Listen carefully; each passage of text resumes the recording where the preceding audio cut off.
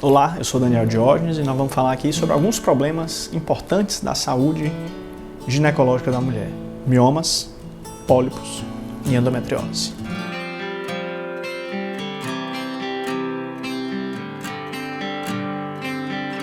Miomas, pólipos e endometriose fazem parte daquela constância daquele casal que está tentando engravidar e não consegue.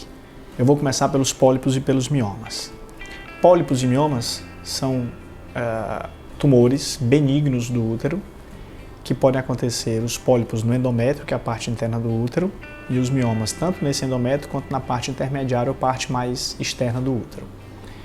Se ele está na parte interna do útero, os pólipos endometriais ou os miomas submucosos, eles funcionam como corpos estranhos.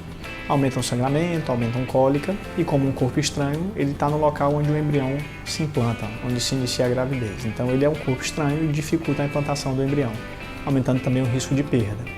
Então esses pólipos e esses miomas submucosos, eles são causa de dificuldade de engravidar, além de provocar mais sintomas, como dores e sangramentos menstruais excessivos.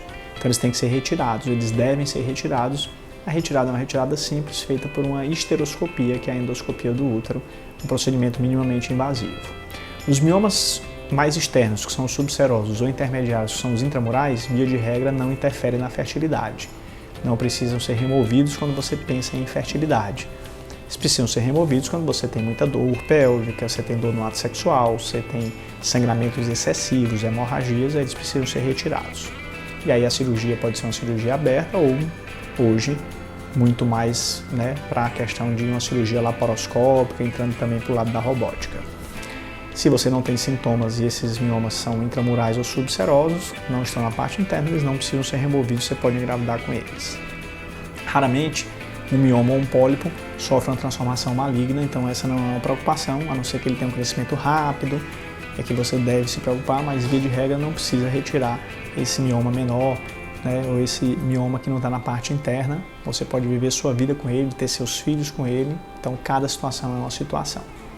Mas são causas, sim, comuns de infertilidade, de dores pélvicas e de sangramentos menstruais excessivos. Endometriose. Endometriose, a gente já falou várias vezes, é uma doença que hoje todo mundo já tem conhecimento dela, as mulheres já sabem que ela existe. É a doença que mais provoca dor pélvica crônica, aquela dor na menstruação, aquela dor fora da menstruação, a dor no ato sexual. É quando a parte interna do endométrio, do útero, o endométrio, sai daquela região, aquelas células, eles vão para fora do útero. Eles vão para o ovário, vão para o intestino, vão para a bexiga, vão para a ureter, vão para a cavidade pélvica e, às vezes, invadem a parte intermediária do útero, provocando a endometriose do útero, que é a adenomiose. Então é uma causa comum de infertilidade, está presente em 30% a 40% das mulheres que tentam engravidar e têm dificuldade, ou seja, das mulheres inférteis, e está presente em 15% a 20% das mulheres em idade fértil, em maior ou menor intensidade. Nem toda endometriose provoca infertilidade, nem toda endometriose provoca dor. Nem toda endometriose que provoca muita dor é uma endometriose avançada e nem toda endometriose que provoca pouca dor é uma endometriose leve. Então você precisa ter dor ou tendo infertilidade, pensar na endometriose e precisa fazer 2 exames para avaliar essa endometriose. Ou fazer um deles e depois complementar com o outro, que é o ultrassom de mapeamento de endometriose e ou a ressonância pélvica, exames feitos por profissionais que saibam ver endometriose, não é todo profissional que está treinado para ver endometriose, com preparo de intestino, feito por um profissional habilitado para entender a endometriose, ou seja, é um ultrassom mais específico, é uma ressonância que precisa de uma leitura mais específica. Endometriose nem sempre precisa ser operada, a indicação vai quando você tem uma infertilidade em determinadas situações, quando você tem dor que não resolve com medicação, e o tratamento vai depender do sintoma. Ela provoca dor e provoca infertilidade. Se ela provoca infertilidade, nós vamos focar em engravidar. E o tratamento pode ser desde tratamentos simples, dependendo da endometriose, como induzir uma ovulação, uma inseminação, a tratamentos como a fertilização in vitro e ou cirurgias. Então, endometriose mais avançada, que pega intestino, você pode operar essa paciente, congela óvulo ou embrião antes, depois transfere embrião, tem uma série de coisas ali, de organizações que podem ser feitas.